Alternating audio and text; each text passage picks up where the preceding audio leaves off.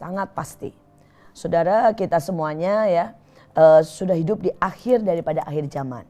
Dan di akhir daripada akhir zaman kita ada di dalam 10 tahun terakhir atau dekade terakhir. Di mana semua kegenapan, semua perkataan Yesus tentang akhir zaman akan tergenapi.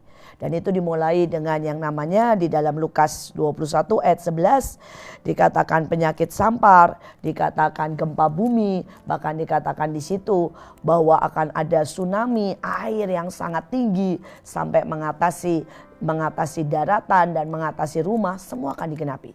Tapi yang lebih kita perlu waspada bahwa sesudah itu Tuhan berkata akan ada masa aniaya. Di mana masa aniaya itu tidak ada yang boleh makan, minum, berjualan, berpergian tanpa chip yang ada di tangan. Dan kita juga sudah tahu bahwa bayangkan itu sudah ada tanda itu, chip itu sudah dibuat. Dan itu hanya sebesar sebutir yang namanya beras, bahkan lebih kecil dari itu. Dan kemudian itu rencananya akan dicampur dengan vaksin dan akan diwajibkan kepada semua orang. Sekali lagi kita ada di sangat-sangat babak-babak terakhir dari semua yang dikatakan di dalam Alkitab. Dan saya berdoa buat kita menyiapkan diri, terutama supaya kita siap kalau Tuhan Yesus datang dan membawa kita di awan-awan. Tapi yang menjadi pertanyaan, kalau kita tidak terangkat, siapkah kita juga menjadi martir? Siapkah kita menderita bagi Tuhan?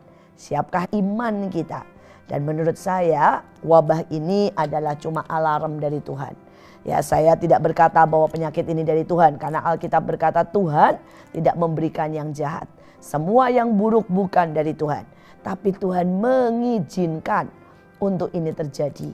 Untuk membuat kita sadar bahwa kita ada di akhir dari akhir zaman. Ingat, waktunya berdetak sangat cepat, sangat cepat.